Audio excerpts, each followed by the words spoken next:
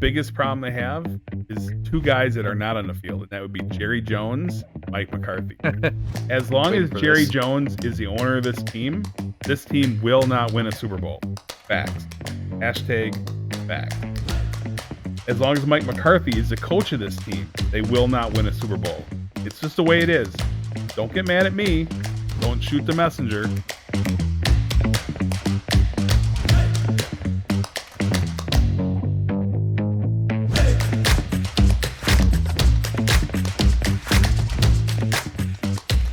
Hey everybody, welcome back to the Not Fit or Fly anymore. Hey everybody, welcome back to the Mike and the Feather podcast. Jason, this is an exciting week. Do you know why? Why? Well, it's not because football season's starting. I got a new little friend. Zelda, you want to be on the podcast? Hello. I'm going to be annoying by Daddy's feet, and I'll probably make noises, so please ignore me. Okay, thank you. Bye-bye. All right, yes. Guys, welcome back to the podcast. We're glad you're tuning in. I'm Mike, and this is my good friend Jason, a.k.a. The Feather. He still goes by his male stripper name once in a while, so. Oh, jeez. And we are here to talk about all things Vegas, but actually this week we're going to be talking about all things NFL, and we are going to continue to do that for, the next 22 weeks of misery, at least for me and my New York Giants? Ballpark. Well, you don't have to worry about watching them in February at least, right? Oh, maybe that's true. Well, there'll be another 30 for 30 where they dismantle the entire team and like some junior high squad from Brooklyn comes in and just takes over as the new entire front line for the New York Giants. Week one is here. It's unbelievable. Yes, it is kind of crazy. We just had our big money fantasy football draft this past weekend. That was fun. Luckily, unlike in years past when people would draft players and they would suddenly retire 15 minutes later. True story. We had a guy draft Andrew Luck about 4 years ago now, probably, right? 4 years ago. Yeah. He drafted him literally within 15 minutes of them announcing his retirement. I remember breaking the news. And yeah, he was stuck with him. There's no takesies backsies in a big money league. Nope. That's just how the dice falls. So he was out of luck with Andrew Luck. But our podcast today is pretty much going to focus on looking at all of the games coming up in week one, starting with the Thursday night game, the Friday game. That's kind of weird. I didn't even realize that until I saw the sheet for today. Friday night in Brazil. Which game is that? Packers and Eagles. Oh, I didn't even know it was your. So we got some exciting oddball Packer Friday football to watch this week. I hope you guys win that one for no other reason than I just hate the Eagles. Yes, exactly. The format might be a little bit different this year if you watched our show last year. So leave us comments. We're trying some different stuff out. One thing you're going to notice that is new with this season is we're going to be sitting and talking about all the games. Feather is still going to give you we're still calling it take it to the bank picks for now. Yeah. I like his boom bets. So leave a comment down below if you like take it to the bank picks or boom bets better. Because then I can use a little explosion graphic and just different ways of you doing this. All right. Tell us what you want. Yeah. But go ahead. We welcome any comments and we hope you guys are going to stick with us for the whole season. And yeah, so I mean, I'm gonna be picking every single game, and some a little bit different. Mike is gonna chime in on some games too. He's not gonna pick everyone against the spread, but if he has a game that he feels like he's gonna pick, he'll pick against the spread as well, and it may be in line with what I pick or against. That's the fun part. So you can choose to go with either observation based on what you feel. I'm gonna be doing every game each week. We're gonna do every game each week against the spread, but I'm gonna have my either boom picks or take it to the bank picks. We'll figure it out which one it's going to be. And those will be my stronger feeling picks. So, obviously, if there's no buys, there's going to be 16 games a week on non-bye weeks. And I might have, say, anywhere from 1 to 5 boom picks. It just depends week to week. He's already getting used to saying it. I love that. Right? So, don't know. But, yeah, so that's kind of how it's going to be. We're going to break down each game a little bit, say a little bit about it, make my pick, and go from there. I want to start with one thing. You've been to Bagel Mania in Las Vegas, right? Absolutely. If you guys have not been to Bagel Mania, it's down by the convention center. It is a very popular Jewish deli restaurant, but it also has a pink box donuts up front. And I'll put it on the screen. I meant to show this to you earlier, but they actually sell very unique donuts, including ones that are poop-shaped. And they have brown poop, and I think they had a pink poop as well, which that's a little bit concerning. It's like the poop emoji. Yeah, it's the poop emoji, but your poop should not be pink, if anything. But right next to it, they also had Raider donuts, and they were silver poops. So I think Bagel Mania is onto something with what to expect from the Raiders this season. But I guess we'll be talking about that game along with all the rest of them. So, Absolutely. guys, thank you again for tuning in. If you enjoy the podcast, please make sure you like and subscribe down below. We're trying to make a push to get over 1,000 subscribers for this season as soon as possible. And that's going to lead into us doing live shows again like we did for last Thanksgiving. Possibly some other ones, Monday night games on the off weeks when we're not sitting all day at Westgate. Yep. Which is also a reminder, Jason and I are usually there most Sundays with the exception of an occasional vacation. Yep. Probably a good 10 to 12 hours a day from 7 a.m. till the evening game, watching them, betting on them. We'd love to see you and talk to you if you want to come up and say hi. Give us a shout out. We'll put you on the vlog if you want. And that's pretty much the housekeeping, guys. So let's just jump right into it. Now, remember, we're going through all the games and we're going to be talking about this is what Jason and I do. We sit down and we talk sports, among other things. So we're inviting you into that. I represent the guy who bets with his heart and his gut feeling. And Jason is the guy who wastes time studying numbers and history and patterns and all that stuff. So that's where the difference. This is a good cop, bad cop. This is like good sports better, bad sports better. So let's just jump right in. Thursday night, we got the opener at 5:20 p.m. And these are all Eastern time? 5:20 Pacific. Pacific. No, that would be like 3:20 in the afternoon. Yep. That would be dumb. It's going to be a big one, actually. This is going to be the Baltimore Ravens at the Kansas City Chiefs. The Ravens are underdogs at 3, which means the Chiefs are favored by 3 points. And this is a big match. These are two teams. Somebody's got to start 0-1. And these are two teams that do not want to start 0-1. Two top teams in the league that are, picked to be there in the playoffs. And yeah, one's going to start the year 0-1. Unavoidable. King Henry, Mr. Derrick Henry, is making his debut. As if the Ravens' running game wasn't solid enough with Lamar Jackson and the threat he brings. But now you factor in King Henry. I do not know how people are going to defend when Baltimore gets inside the 10-yard line, because they can key on Henry and Lamar Jackson's going to smoke him on the outside and vice versa. So it's going to be interesting to see if Derrick Henry stays healthy. That's the key. He's getting older. He's kind of old man Henry, but you know what? He seems like he's still pretty solid, and he has a better team that he's had and probably the best team he's played for probably in his career. In the Ravens. And the Ravens, as we know, they have arguably the number 1 defense in the NFL, so are close to it. So now not only is this offense improved, but they have this defense that will keep teams off the field. And it's going to be exciting to watch. On the other side, you got back-to-back Super Bowl champion Patrick Mahomes. And you promise a little less bias against Mahomes this season. There's no bias when it comes to my picking, but I don't pretend to. They're one of my top 3 most disliked teams, obviously. But that being said, green is what I know, and it all comes down to the money. So this game's going to be big. It's a great opener. Last year, I'm sure the Chiefs are hoping for a better result because last year they lost to the Detroit Lions opening game of the season, and they bounced back pretty well after that, obviously. And the Lions as well went on to make a great NFC Championship appearance. So that being said, it's going to be quite a battle. And I have this one very in a tricky fashion. I think the Ravens on the road, +3, take the Ravens in the points. The Ravens are going to get it done. I think they're going to win outright. But ultimately, I'll take the points to a team that is very well coached. Both teams are well coached, but I think Derrick Henry is going to be the difference. Hollywood Brown's going to be out this game. He was a key component that facing injury. He's not going to be there. Pacheco it's going to be a battle. Pacheco versus Henry, but I think in the end, the defense will prevail for Baltimore, and they're going to get it done.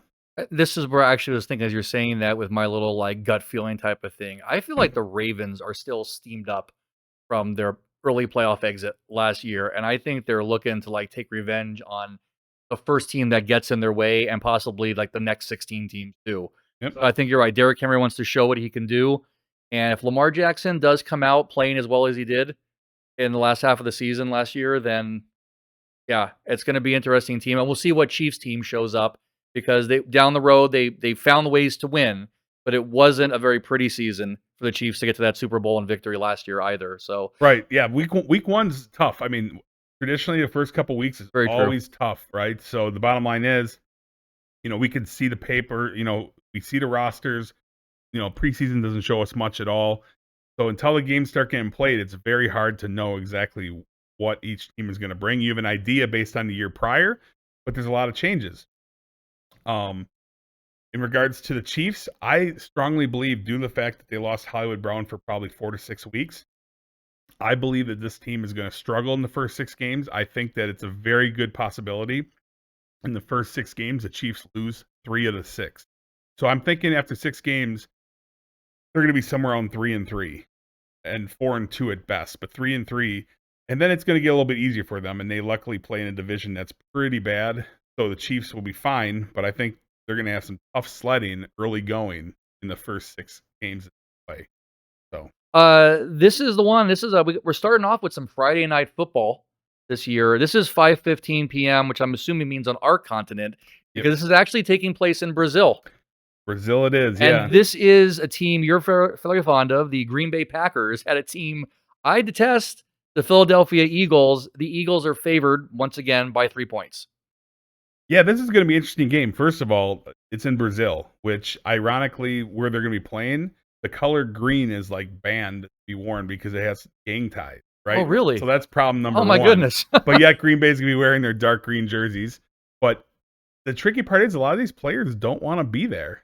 Some of the Eagles players have spoken out on this, and they said, first of all, it's a dangerous country where they're going to be when the players are told not to leave the hotel. And if they do go outside the hotel, don't have your cell phones in plain sight for theft reasons and all kinds of. It's a lot of these players are telling their families not to come to the game. So, well, I don't know what the NFL is thinking. I'm not so sure even Brazil cares about football. They care about their soccer team. The other football. The real football. The other football. The round football. And to be honest, they kill for their football. Like literally violence in the streets over their football. A lot of people are concerned about these different aspects. So hopefully the key is all the players come home healthy and no problems, and they get to give the fans there some fun. Or maybe the Eagles just want to stay behind and not come back, but healthy. But have a healthy scratch for the rest of the season. I'd be okay with that. Okay. So yeah, it's going to be an interesting game. Looking forward to it. I'm super pumped.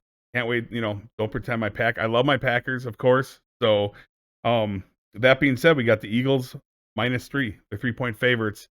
And I believe that also a team that is hungry and regrets a tough exit from the playoffs would be the Green Bay Packers last year. And I think Jordan Love in this offense, which is so dynamic, they are 5 deep at wide receiver.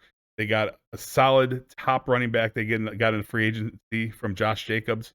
He's going to be great. If he can come back to how he was 2 years ago for the Raiders, they're in for a treat. Their defense is the 3rd highest priced defense in the NFL. I feel like that's going to be a big improvement as well. New defensive coordinator, big changes for Green Bay. Philadelphia on the other side, looking good too. They have some great wide receivers. They made some moves on defense because they did lack defensively last year, and they're going to be poised to get the win too. It's going to be a battle. It's going to be a slugfest, and I'm going to take the points. I'm going to take Green Bay into points +3. I'll take the points all day. I think Green Bay can win this one outright, but definitely it'll be could be a close game, and the +3 for Green Bay could be huge. I do believe Green Bay gets it done and they win this game outright. I think they're so young and they're so hungry, and they're going to make it happen. So Green Bay +3. You never underestimate travel and the playing in a foreign location. It's interesting to open up your season, and I guess what is technically a neutral location, but no one really has the home field advantage. And it'd be interesting to see how it shakes out. Look, I obviously had no love lost for the Eagles. I'd like you to be right on here. No, I'm not bitter about Barkley going. You know what bothers me about Barkley going though is that he spoke out with one of his contracts I think it was the franchise tag season, when he was like, I want to retire a Giant. I want to stay a Giant. And the first place he goes to is jumping ship right to the enemy. And I know in the NFL now, it really feels like it's all about the paycheck. It's all about the signing.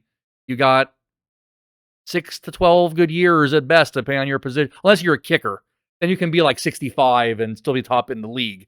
But it's just like, you think the tush push is going to slow down a little bit with him? Or do you think now it's almost even scarier? Well, because on 3rd and 1, you defend against the tush push? Can they line up and get Barkley the ball? Can it be a direct snap and he jumps over the pile? There's no Jason Kelce at center anymore, and the center is instrumental for tush push. So we'll see how that works. I'm sure they're going to still try it 100%. I'm sure it's going to be still a successful play for them. Other teams were not able to figure that out.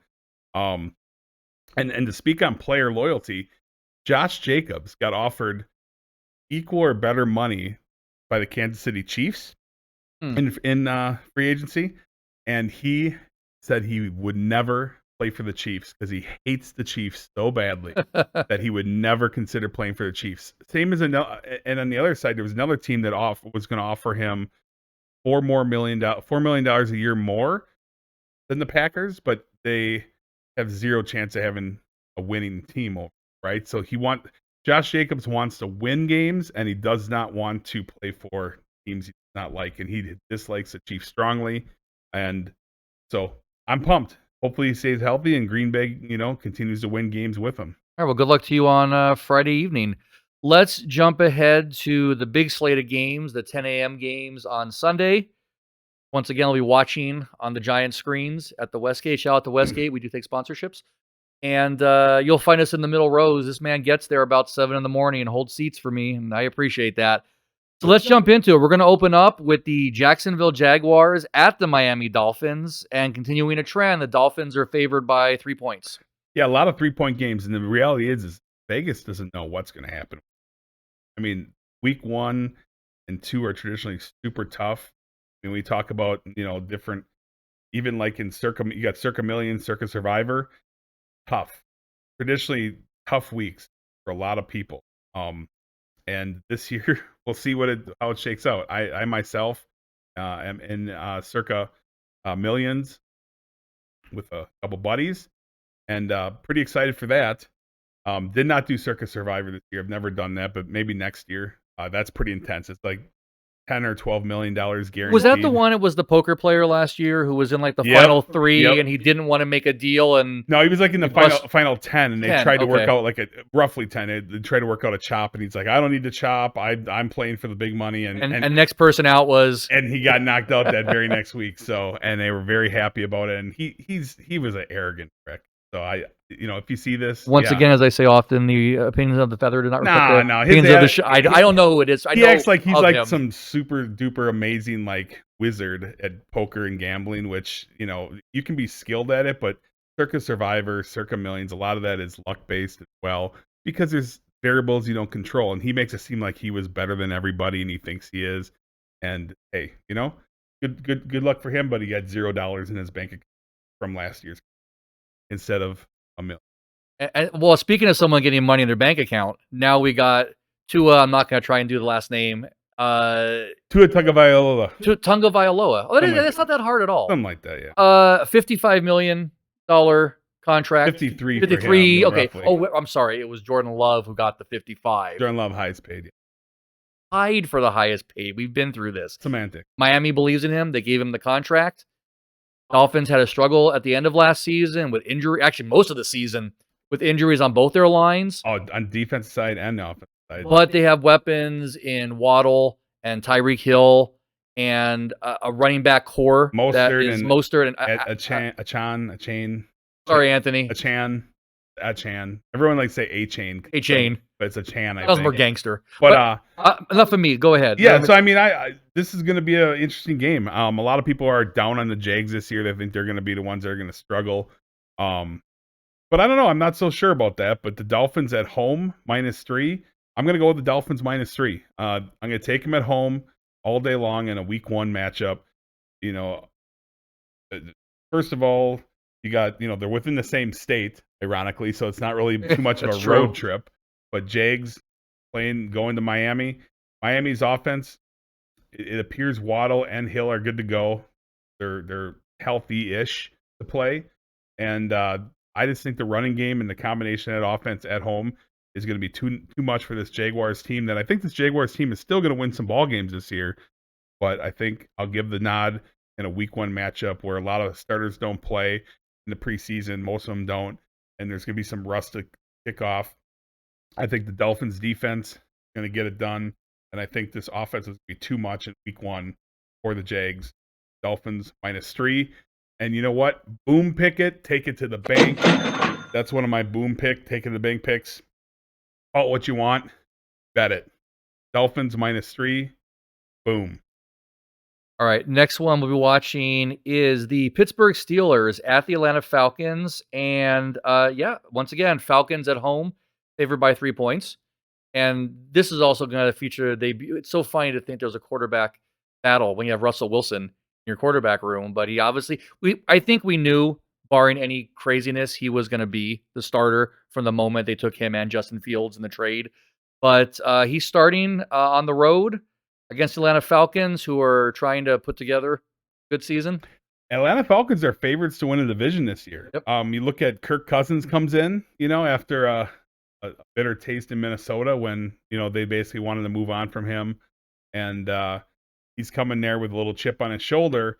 But then again, he's a little bit frustrated because here all of a sudden, what does Arthur Blank the owner, did not know they were going to draft quarterback as their first pick.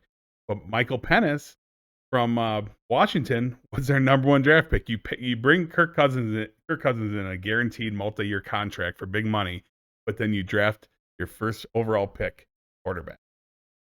So it's very tricky, but I think that it's going to work out okay. Kirk Cousins brings big offense, and it's also a dome-based team. So Kirk Cousins will be used to that. It's not like he's going out to an outdoor team. He's going to a dome-based team that plays in a division that has at least one dome team. So a lot of his games are going to be very similar. They're going to be indoor games in Atlanta. And he has a great running back in Bijan Robinson, Drake London, Kyle Pitts. Will this be the year for all the fantasy people crossing their fingers? Will this be the year that Michael Pitts lives up to his name? And if he does, this Atlanta team is going to be tough to stop.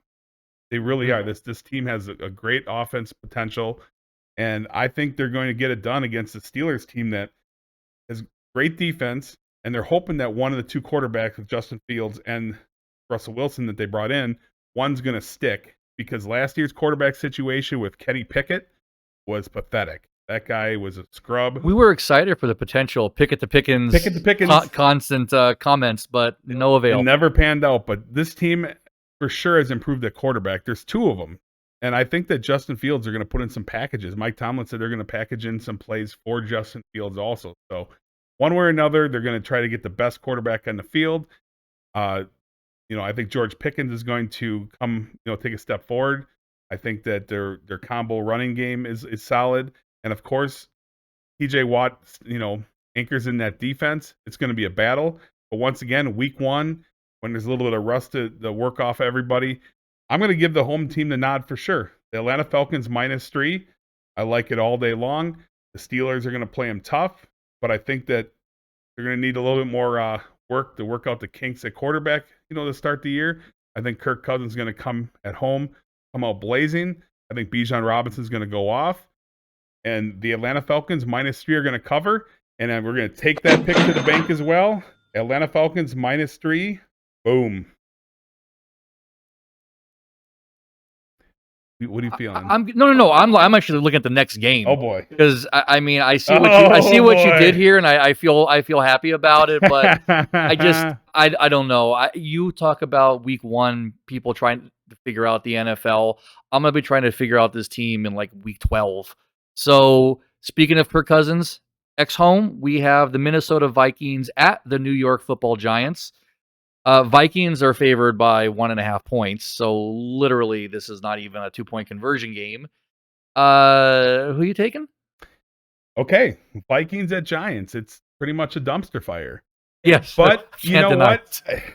I mean, both teams. Someone's got to burn out last in a dumpster fire. There's that last piece of trash before it's all gone. So Vikings, have a very unfortunate quarterback situation right there.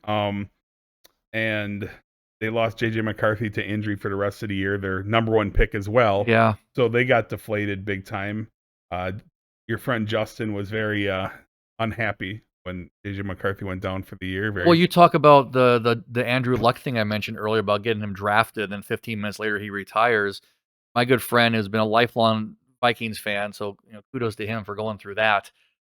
He was debating if he wanted to buy all the NFL packages so he could watch all the games this season, and he made the decision and paid for it all about an hour before the injury was announced. So probably means I get free use of the package now. There you go. When I'm not at Westgate every Sunday. But yeah, so I mean, it's a battle of Daniel Jones. He got hurt last year, and the reality is Daniel Jones is on a big contract, and he's got to put up or shut up. And the Giants they have a short leash with him. But I feel like he came into training camp, changed his look a little bit. He looks a little bit more scruffier, a little more edgy, and we'll have to hope that offense is too. I mean, they got a Malik Neighbors, rookie, their rookie top receiver draft pick. And they're high on him. I mean, they're so high on Malik Neighbors that they are the retired number 1 jersey. The number 1 jersey has been retired for 90 years. They are unretiring it so Malik Neighbors can wear the number 1 jersey. The guy hasn't even played an official snap in a regular season game. So they're hyped on him. They're obviously feeling him. And guess what? I think the Giants in this game are going to get it done against Minnesota. Take the Giants plus 1.5 at home. Once again. Home team is going to be key in this matchup that's very close. I'm going to give the edge to the home team, and Justin Jefferson won't be enough. I think Justin Jefferson is quarterback proof, but unfortunately, I think that their running game lacks. Not trying to cut on my guy, but Aaron Jones. But Aaron Jones is getting up there in age, and and he's motivated. But I think that all around the Giants with their rekindled defense, they have some stud defenders there. I think they could be a top defense if everything shakes out correctly. And in this particular game, they're going to get it done on the defensive side of the ball and get the W against Minnesota plus 1.5 Giants.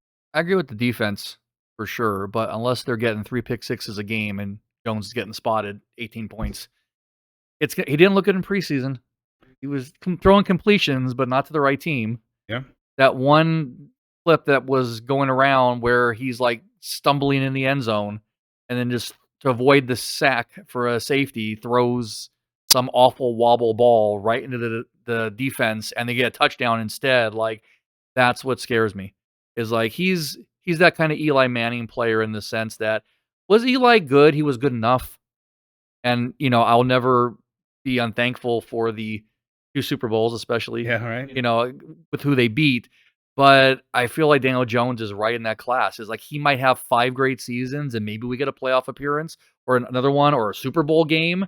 But will you ever say he was really that good with the way he started? So it's just, again, that's my feel, right? He's got a lot of career left. So he has because he hasn't played much of it in the first 4 years being hurt and out. So anyway, good luck to my Giants. And let's move on to the next one. If the Carolina Panthers at the New Orleans Saints. Saints at home are favored by 4 points. Raiders quarterback, Derek Carr. Derek Carr, yep. And then second-year quarterback Bryce Young.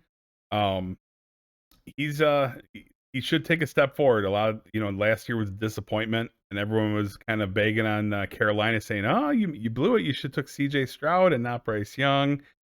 And we'll see. I mean, year number 2. We'll see what he does. I mean, he picked up a great running back in the draft known as Jonathan Brooks, but he's on the IR for the first 4 weeks. So they got Chuba Hubbard, good old Chuba. I love that name, Chubby Hubby. Chubby Hubby. So Chuba Hubbard is going to be there at running back. They got some decent receivers, but in Carolina, it's going to be a reworking, rebuilding type situation. They're a young team, and they got a lot of work to do on both sides of the ball. This game's kind of a dumpster fire. The Saints, on the other hand, Alvin Kamara, he's been kind of he was okay last year. He hasn't been super great since his early years, but I think he'll do all right overall. Derek Carr, the saga continues. He was there's another quarterback, right, who feels like he should be having more success than he is, but you're not surprised when he doesn't. The Raiders were super high on him, and until they weren't. And now he comes into the Saints, and after the Drew Brees era, which is it's hard to stack up against him. Absolutely, right? Yeah. And the reality is he hasn't been stacking up. He didn't do great last year, but he did well enough. So this game's going to be interesting. As far as my pick, I'm going to go with the Saints -4. They're at home. Not a fan of the 4 points. I mean, that weird little, extra point there, and obviously they win by 3 and you lose. But I think the Saints at home in a game like this, a division battle, the Saints will get it done, and I think they can win by at least a touchdown or somewhere in that ballpark. Um, like I said, week 1, tough. But I'm going to take the home team, the division rival, and hope that we don't get yipped by a point. So, but liking it, Saints to get it done week 1, go 1-0. And the Panthers, not much expectation. I think I picked the under for them. Overall wins. Overall wins. So, I mean, they, barring something heroic, they'll be lucky to get 5 for the year. So, not be one. And if you do want to check it out, if there's still time before the season kicks off the other week, we did do a full breakdown of all of the potential over-unders for each team based on Vegas's betting lines. And I do remember on that one, the Panthers, I think, were definitely an under on the picks. Yep. Check out the 2 prior videos. One's AFC, one's NFC, over-unders for both sides, total wins for the year. I give my predicted record plus over-under the win count for Vegas betting. Check that out before the season starts and get your bet in on that. All right, we have another game here. This is going to be what's left of the New England Patriots after the last year and a half at the Cincinnati Bengals.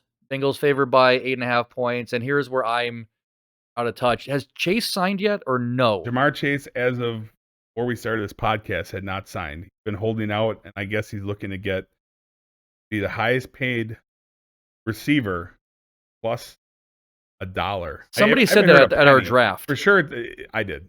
Okay. So he basically wants to make as much money, be the highest paid, plus $1.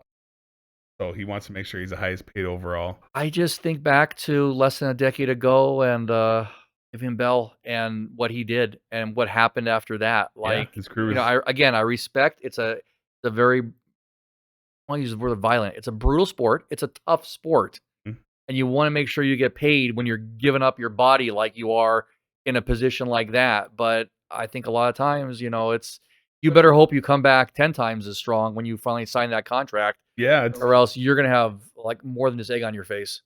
Yeah, it's tricky. I mean, I don't know if I agree that Chase is the best wide receiver, so he probably shouldn't get best wide receiver money. One would say that he's, not touted as being number 1, but he's super talented and has a team that's talented and relies on him heavily to win games.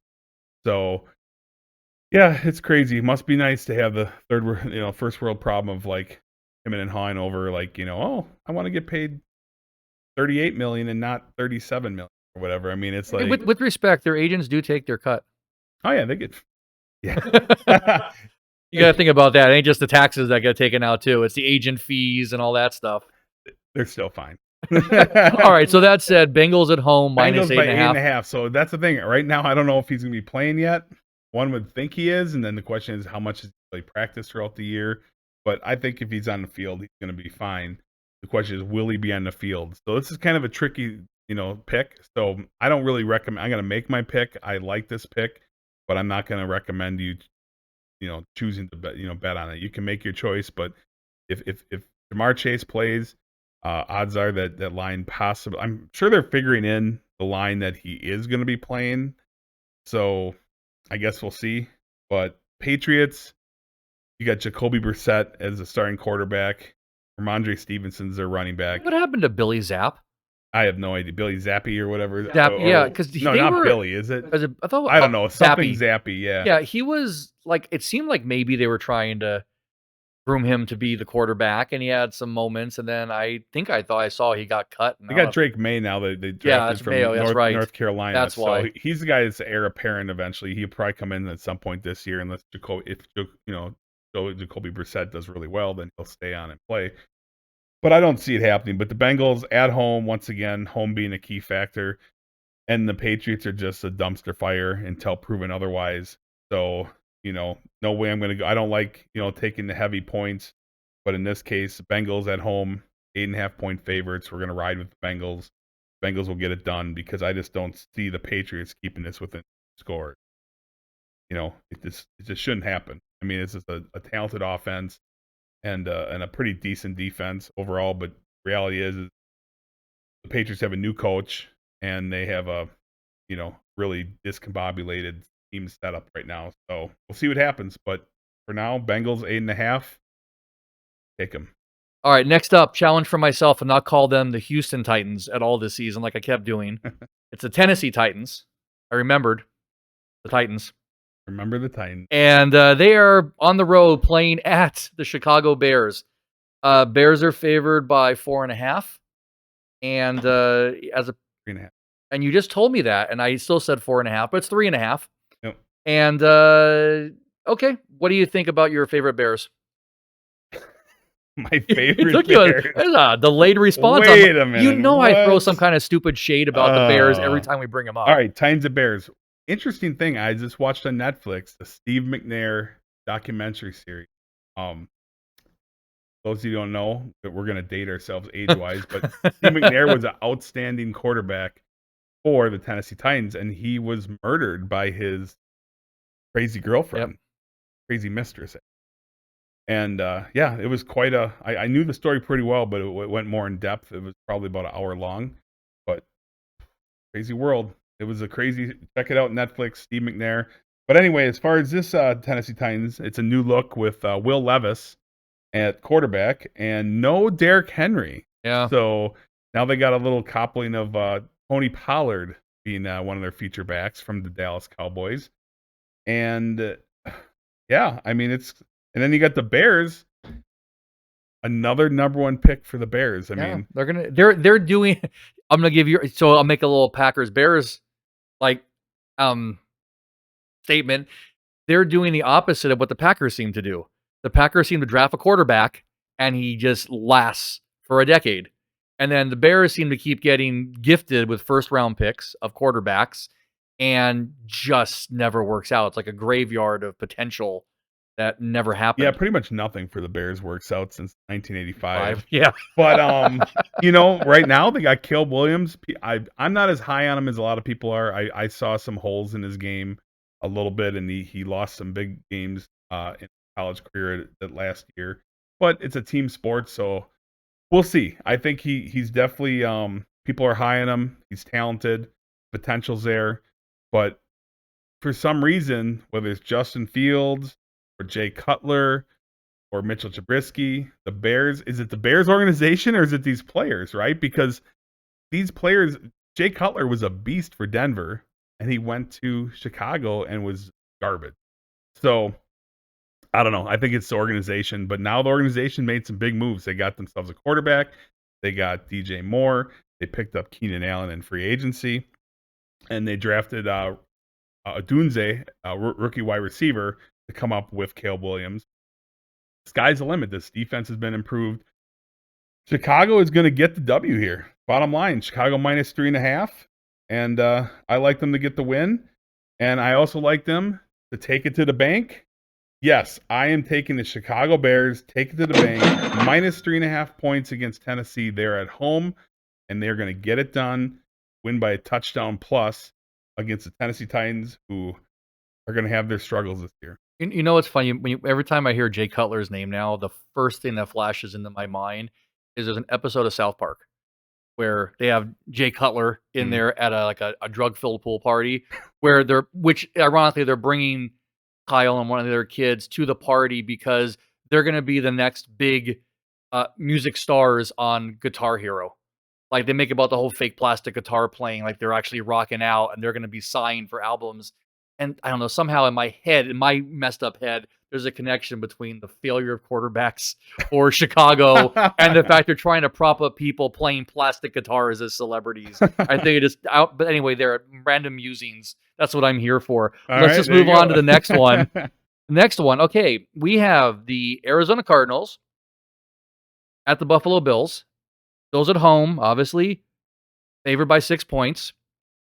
Some questions. We talked about this on the preseason show about my ears as the non-informed guy all the time. Like, the Bills look a little bit discombobulated, but it's Josh Allen. It's like, how do you not believe in a team, led by Josh Allen? Yep. and he'll find a way to get it done, even if he has to push it towards the end of the season like last season. So, your thoughts on not a stellar matchup, but what are we going to see? The Cardinals, they draft their number one pick, Marvin Harrison Jr., and he's going to be a beast by all accounts. His dad's a Hall of Famer, great player, one of the greatest receivers of all time. So high expectations for him.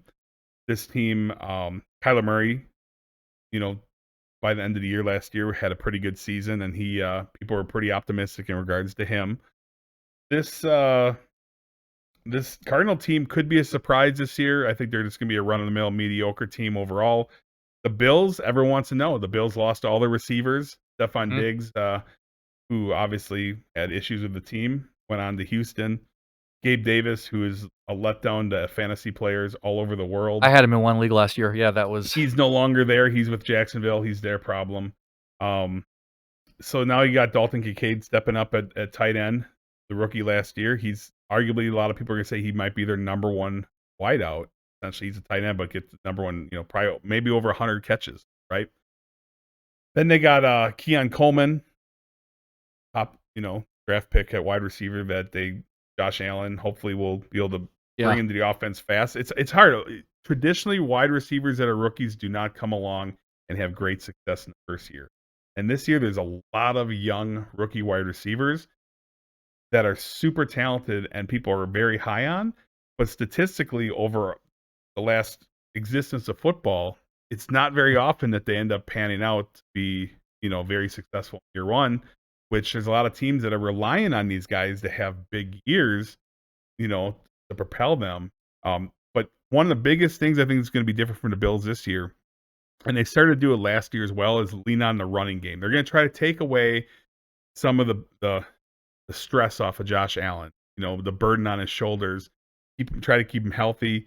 And if they can utilize the run game with James Cooks and they can grind the ball out a little bit more, that can take some of the heat off of Josh Allen and hopefully, improve that situation for them. But that being said, Josh Allen, our fantasy quarterback in our big money league, he's got to have a big year. I think he's going to have a big year. I think he's going to have more rushing touchdowns than he's had probably in his career and rushing yards in general. It just always scares me when he runs. I think I said it last year a lot. I've always thought it. He does not give up the run quickly. No, he takes the hits. And I mean, he's a big guy. He's a big enough guy to take them. He's a big boy, yep. But everybody at some point, you have that one hit that just lands the wrong way, hits the wrong nerve, the wrong bone, in the wrong direction. Anthony Richardson, exactly. It's just like the most fluke things happen. So that's what scares me. But that's the season for the Bills if that happens. But I think that being said, the Bills are still going to be there. They're going to be there. As long as you have a tougher division, but the division's tough. I mean, besides New England, any one of those three teams, the Jets, the Bills. If your ex-quarterback can make it past 3 plays. I know that joke's getting played out. Aaron Rodgers. Their favorite, NFL.com predicts them to be a division winner. I think I predict them to have 13 wins this year. I mean, and not unlikely. The Jets have a great defense. Literally, they, in spite of their quarterback situation last year, they still had a decent. You know what? If any team wins games in that stadium, I'll be happy this season. So let it be the Jets if it's not the Giants. That's perfectly acceptable. The guys across we're the guys across the lake technically. Yeah. We play in Jersey, if people don't know that. Giants and Jets share a stadium, and it's not even in New York. Now this year, the Jets, ironically, backup is Joe Flacco. Yes. So really, that's not a bad backup. You got to have somebody. He was huge last year in Cleveland's run in the playoffs, right? So Aaron Rodgers, having Joe Flacco is not a bad situation at backup. I mean, 2 super experienced older quarterbacks. There's rumors that Aaron Rodgers basically is not a team player, which a lot of people in Green Bay is like, duh, we knew that. But he's kind of become diva-ish for a while now. And I guess he's creating a lot of waves within the organization because he doesn't want to conform to, the way the Jets want to do things. He wants to set his own parameters, his own plays, and he's very difficult, to say the least, in that aspect. So we'll see how it shakes up because this team, you see teams that have issues, but winning cures all. But when they start losing and the finger pointing begins, where's that going to shake up? We saw last year Patrick Mahomes in this team when they had a few fractures. We saw the character of Patrick Mahomes. He was pointing fingers. He was kind of whining and throwing fits. And people hadn't seen that out of him because you know why? Because when you win all the time, you don't have to worry about being like that. It's easy being the chirpy great guy that everyone's is a role model. But when things went, Patrick Mahomes got feet to the fire last year, and how he acted towards Josh Allen after he was a spoiled brat and Buffalo beat them in a questionable situation. I mean, I believe that character is shown when you're up against it, and he showed him his true self. We'll find out. Like I said, that's one thing I want to see out of Patrick Mahomes. I want to see them have a tough year. I want to see him have an 8-9 season and see how his attitude and his mannerisms are for a whole year. Because guess what? All the great ones, guys like Peyton Manning, came into the league and they weren't winning games. They weren't set up teams. They were winning. I think Peyton Manning went 1-15 maybe his first year. So it's like Patrick Mahomes has just been win, win, win, baby. And so we'll see. And Aaron Rodgers too. That's a guy that's used to winning, used to having success. So this Jets team is very high on their potential. And if they start to fail, what's going to happen? You got Breece Hall there, running back. This guy is expected to be possibly easily a top running back or a top 3 running back in the year. Right. So, yeah. Who would have ever thought that the Jets are favored? That's just a crazy statement. I don't, No, Jets aren't favored in this game. No. I'm saying, but to win in a division, they're to get. Well, I shouldn't say favored. No. I'm just saying, but to get even the playoffs, to go from where they've been for so long. Oh yeah. And now suddenly the expectations after. I mean, I feel like they're even higher this season than they were last season. With the additions, it makes sense. It's possible that 3 of those teams make the playoffs. Yeah. I think that if one team doesn't, it's going to be because of a tiebreaker situation. But yeah, it's exciting stuff. It's going to be a fun dynamic to watch. Did we pick this game? We moved on to the Jets somehow. The Cardinals and Bills. So Cardinals, Bills -6 at home. Cardinals have improved, but Bills at home, I'll take them all day long. They're healthy at the moment, and they're going to get it done. 6 points seems like a lot of points, and it is to open up a year, a fresh season. But the Cardinals having to travel all the way to Buffalo at home, we know how well they play in Buffalo. Bills get it done. Josh Allen finds a way. Bills win by 7 or more points. No problem.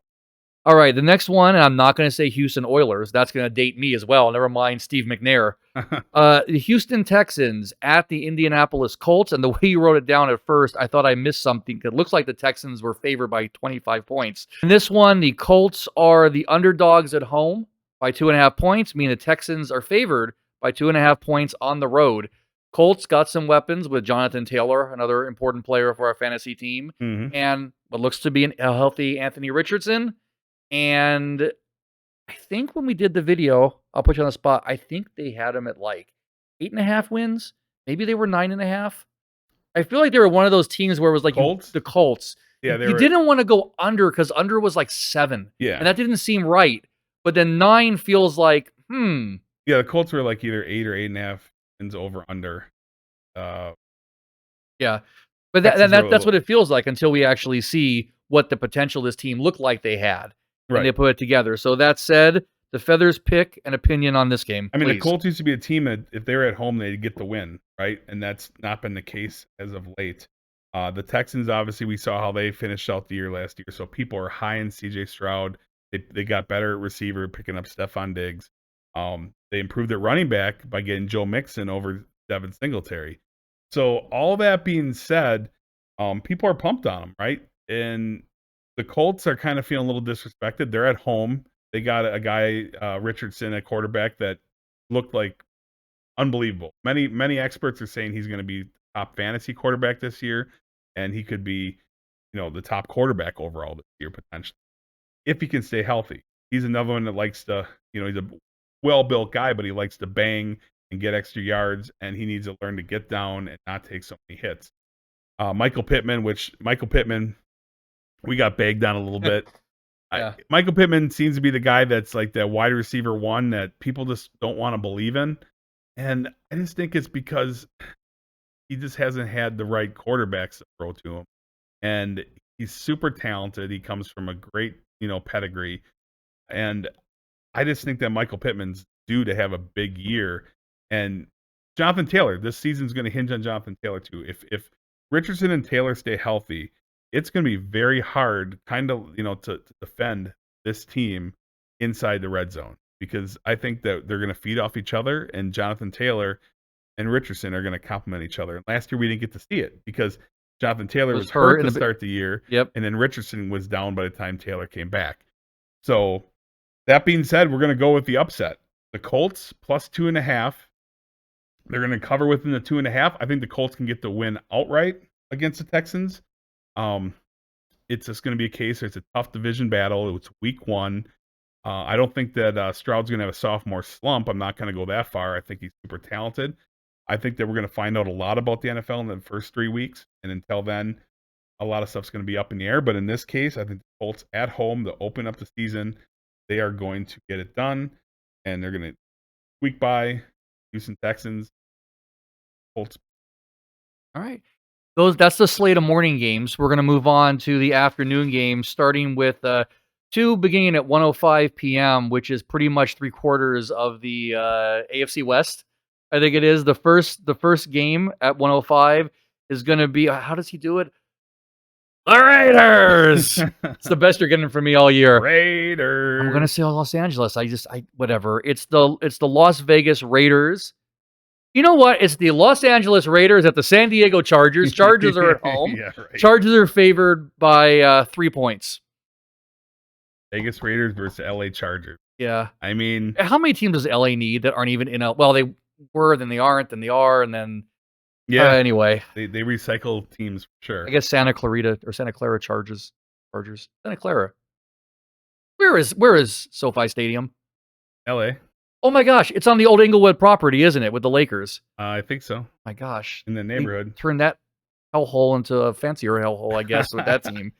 So, I mean, the Raiders, Chargers. You got Jim Harbaugh. Welcome back to the NFL. Yeah. After you broke every rule in college football, pretty much. Your thoughts were mentioned on that in our previous podcast, too, I believe. Very interesting. Justin Herbert, who starts the year with a plantar fasciitis injury to his foot, but he should be good to go to play. But the question is, they lost all the receivers. No more Mike Williams. Granted, Mike Williams is always hurt anyway. Keenan Allen came off a great year. No more Keenan Allen. He went to the Bears.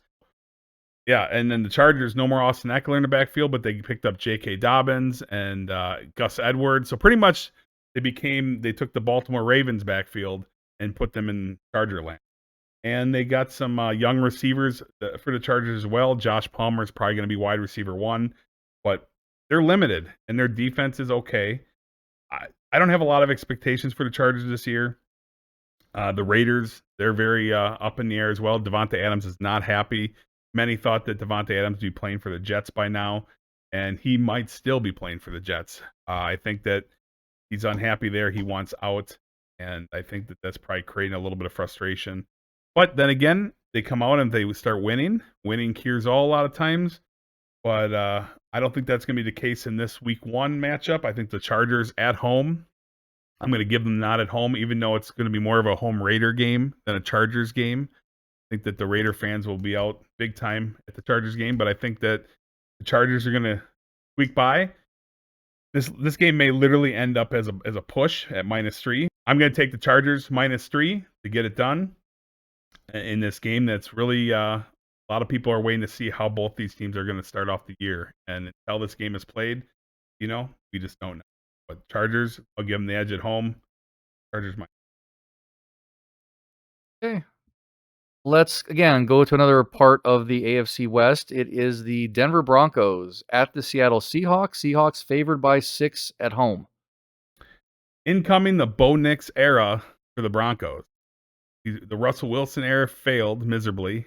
The Broncos thought they could strike gold twice, like when they got Peyton Manning. They're like, okay, we're going to bring in Russell Wilson, and then nope, didn't happen. So now in comes Bo Nix, who is 24 years old. Jordan Love was drafted in the NFL in 2020, and they are essentially the same age right now. Oh, wow. Yes. So Bo Nix is an older rookie quarterback, but they're high on him. He's looking pretty good in the preseason. And the Seahawks, on the other hand, new coach for them. No more Pete Carroll. and they got a pretty solid wide receiver crew, couple good running backs. And Seattle at home is tough. They're always tough. They got that 12th man there, and it's for real. You don't hear as much about that, but I remember the days. That's because they don't have that Legion of Boom anymore. Yeah. The defense. You should copyright that now. Maybe it's gone. Maybe you can get that. Yeah, right. Is that available? Public domain? Someone check and let us know. So yeah, Broncos, Seahawks. Seahawks -6. Seems like a lot of points, but against the Broncos in the opening game for the Broncos, a rookie quarterback coming into Seattle. I don't like their odds. Seattle -6. Take them. They're going to get it done. Simple as that. I don't have much interest in that game outside of actually seeing Bo Nix play in a full game. Yeah, we'll see how it shakes out. We'll see if Sean Payton can right the ship. I mean, they got Cortland Sutton as their number one wideout. He hasn't really panned out to what he was expected to be the last couple of years. He's now no more Jerry Jeudy in Denver. Javonte Williams, a running back, he's faced some knee injuries. People are high on him this year. So if Denver can put it together all around, they can cobble together some wins. But in the end, they're not going anywhere, and they're definitely not winning. Seattle -6. Done. All right, moving ahead a little bit later, starting at 1:25 p.m. in the afternoon, we have two more games starting. We have first the Washington Commanders at the Tampa Bay Buccaneers. Buccaneers are favored by 3.5 points at home. And is this Baker Mayfield's quest to get his pizza commercials back on TV that we watched every single game over and over 2 years ago? Just that one commercial where he's locked out of the stadium in his bathrobe. I love those commercials. Those are great, weren't they? It's better than the Nuggies commercial, although I just do love a good Andy Reid, Wilford Brimley comparison. Man, that is dating myself. Wilford Brimley. I don't even know who that is. All right. Wilford Brimley. The Quaker Oats guy. Diabetes, the old joke. No, diabetes isn't funny. I have many good friends with diabetes. The movie Cocoon. Cocoon, yeah. Oh, that's scary. There's things that go around that, like, people's age at a certain time in a movie. And, like, Wilford Brimley was younger than Paul Rudd now when he was in Cocoon or something like that. Really? And it was it's like Paul Rudd's like 52 now. And like Wilford Brimley he's always been the old man. He's always in his 40s. He's always looked 65. Yeah, it's scary as you get older and you realize when people were on TV and you thought they were old, now you're older than them. He was on a TV sitcom. I can't remember what with the girls, right? His daughter. His daughter and her two children, and he was like, I don't remember what it's called. Welcome to Ancient Memories. The daughter on the Mike and the Feather The daughter podcast. was the one that was Marlena, wasn't she? From Okay, I'm gonna do some research. You let the good folks at home know who are waiting patiently. Washington Commanders. So Commanders, Buccaneers. Jaden Daniels, new quarterback in town for the Washington Commanders. People are super pumped on him as well. A lot of potential this year.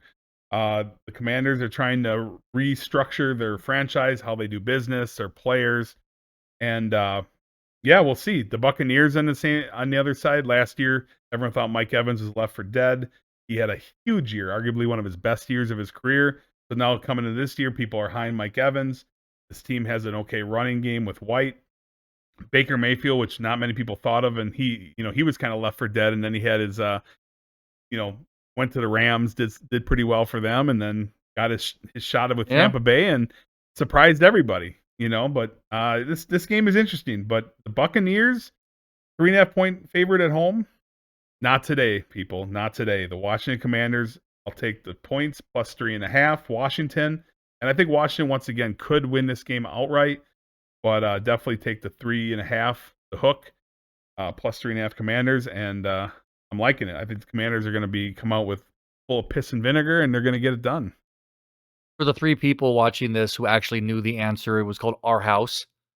It ran from September 11th, 1986 to May 8th, 1988. And one of the middle-aged daughters, not middle-aged, but the middle daughters, Shannon Doherty, who recently passed away. Yep, Shannon Doherty. So, yeah.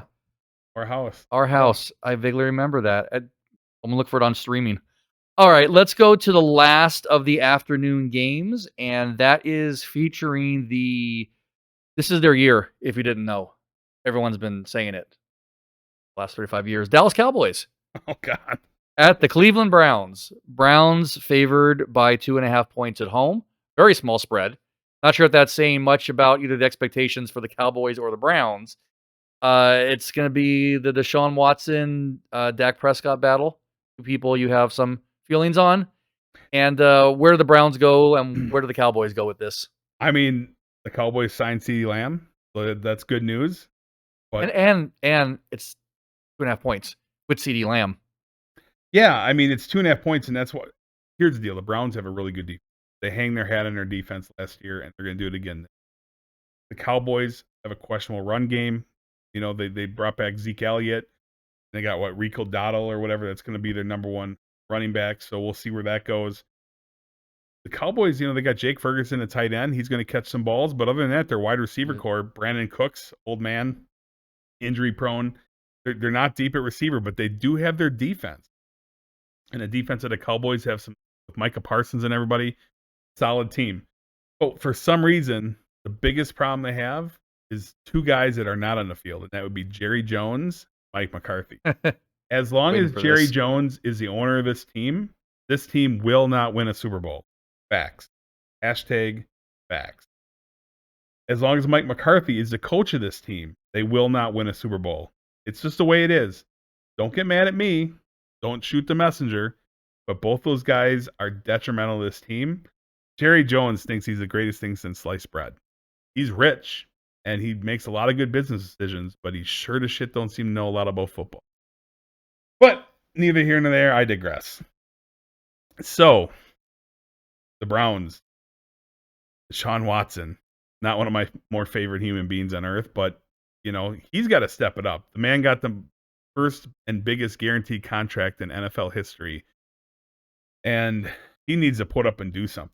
If he can actually be 80% of what he was at the top of his game in Houston, this team has a shot. They got some, Nick Chubb. Will he come back from his knee injury this year? He's tore his knee so many ways from Sunday. He's definitely out the first 4 games, at 4 least to 6, 4 games, right? Yeah. So this team, he's on the PUP list, right? Yeah, So he'll be out at least 4 weeks for sure. Yeah. I mean, this team is, like I said, they just need a little bit of offense. Their defense is solid. Okay, they just need to have a consistent quarterback. Joe Flacco brought that for them. Joe Flacco was revitalizing and more 300-yard passing games. He wasn't known. Joe Flacco was known as more of a game manager. And in Baltimore, they had that great defense, and Joe Flacco got enough done, but they had a great running game. He often became the guy who was able to wing it and get all these 300-400-yard, passing games last year in Cleveland. Well, he's gone now. So now it comes down to Watson and Watson. And I think in this particular game, the Browns at home, when I believe defense is ahead of offense to start the year with all these, sitting their players, the Browns at home and their defense is going to get it done against a Cowboys team that has multiple players that are still wanting contracts. Dak Prescott is playing for a contract, and he's not pleased he hasn't got the contract with Dallas, and I think he's okay with it, but at the same time, the pressure is on him this year, and a lot of people are saying that it's they're going to let him go and possibly try to secure Deion Sanders' son, Shakir Sanders or whatever, the quarterback from Colorado. A lot of people are trying to say he could be the next quarterback. So we'll see as far as that goes. Long way to go in this season. Cowboys, I think, are going to have some success, but it's not going to be in week 1. Cowboys are not going to get it done. The Browns are going to cover the 2.5. And this is my pick. That makes Mike sad, as you can tell. Browns minus 2.5 at home. And the last of our opening weekend Sunday night games, 5:20 p.m. The Los Angeles Rams at the Detroit Lions. Lions favored at home by 3.5 points. The proverbial, the one everybody seems to think, divisional winner, Detroit Lions. Feels that way. Last year they were the division. Yeah, and they feel like they're going to do it again. Or do you think there might be a wild card? Well, the Bears feel they're going to win a title, and a lot of feeling. It's reality. But I don't have that as a Giants fan. What's it like? I guess if you don't have hope, you don't have sadness. I never had it in any of the Super Bowls. That was like 9 and 7 seasons. And I'm like, oh, this is still going. Okay, I'll keep watching and, pleasantly happy.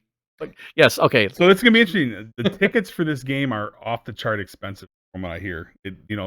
Matt Stafford, stage is set, coming back to prodigal son, coming back to Detroit. He couldn't get it done in Detroit. he leaves and instantly wins the Super Bowl for Right. the Rams. Whereas Jared Goff lost the Super Bowl for the Rams. They dumped him, sent him to Detroit, and he's kind of been reincarnated. So this is going to be interesting. Both teams have great running games. Both teams have great receivers. And both quarterbacks are successful for their respective teams. I give the nod, no Aaron Donald anymore for the Rams, so I give the nod to the defensive side of the ball for Detroit. They're at home, and this is like they're pumped. This is going to be a year where Detroit is long overdue. Detroit's had a really rough go. They had a couple good years in the Barry Sanders years, right? And a lot of heartbreak there.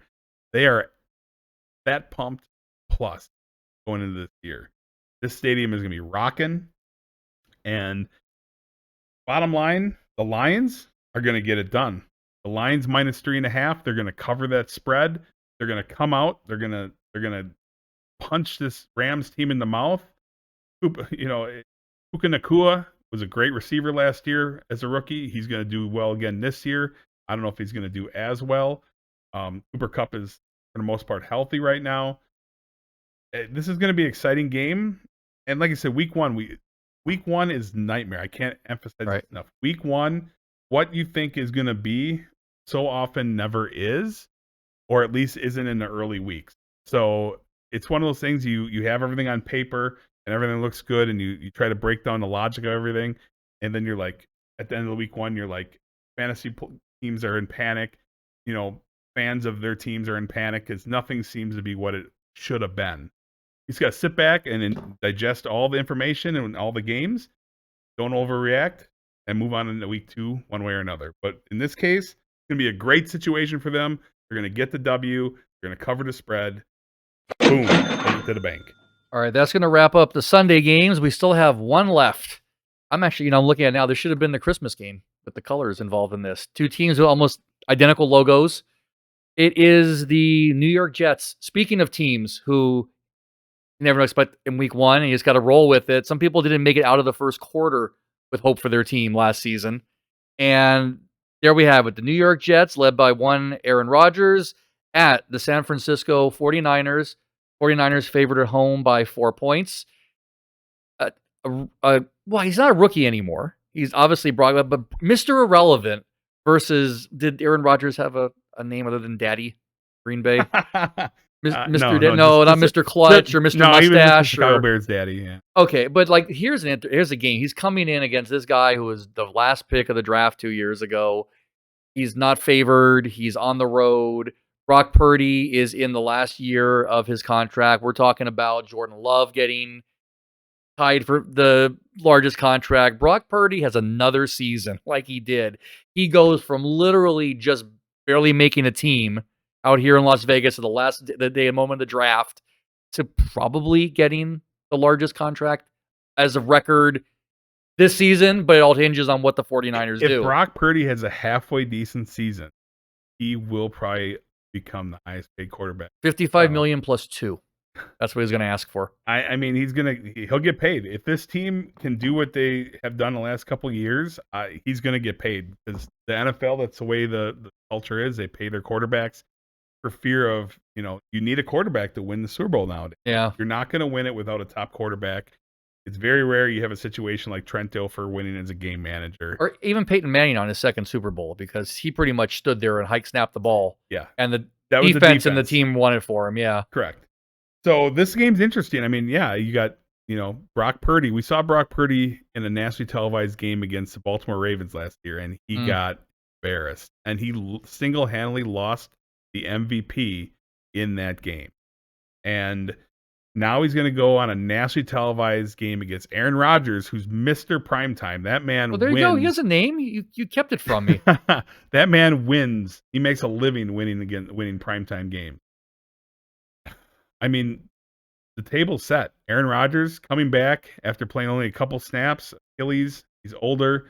He's jaded. He's already announced that he wants to retire as a Jet, which makes me very unsettled as a Packer fan. He wants to retire as a Jet after winning 1 or 2 more Super Bowls.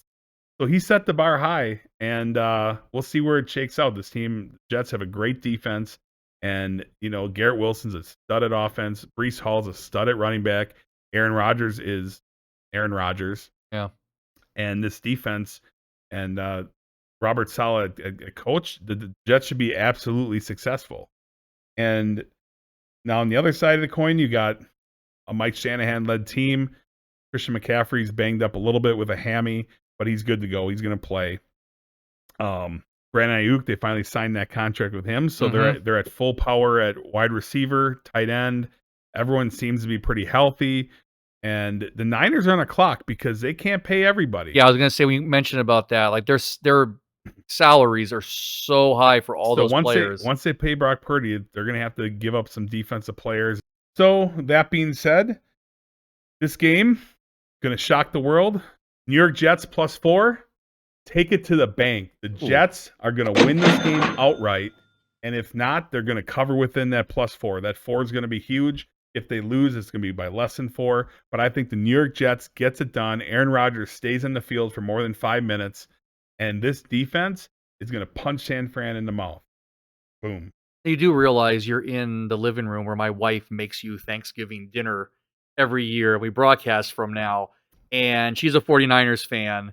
And she's going to watch this. Shauna, I love you. Forgive me. Sorry. You know what? There is the potential, babe, for the 49ers to win, but only by 3. And then everybody's happy. It's a win-win for everyone but the Jets team and fans. But San Fran, they win by 3. You're happy. I'm still happy. My bettors are happy.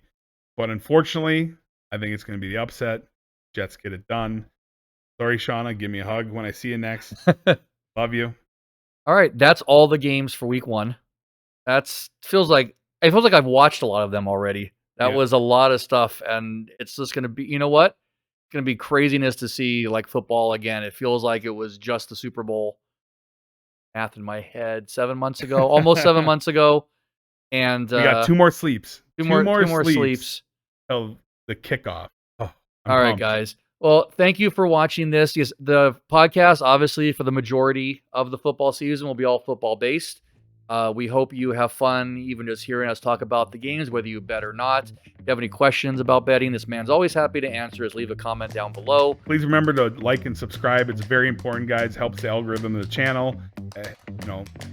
Very important. And if you're in town, come on down and look for us. He's kind of hard to miss. I blend into the background. At the Westgate Sportsbook on Sunday. Westgate every Sunday. We'll be watching the football games there religiously. And hopefully it's there. I know we're doing our weight loss challenge, which we got to update soon, but it's almost breakfast burrito season for me at the Westgate. So we'll see if they're still there. It's hard to say no to those, especially at 7 in the morning. You need something to keep yourself busy. I'll be packing my lunch for Westgate this year, I think. I'll be bringing myself. Still be eating a breakfast burrito with me. Guys, thanks for watching. We will see you after the first week of the NFL. Have a great time. Good luck. Until then, take it to the bank. Boom.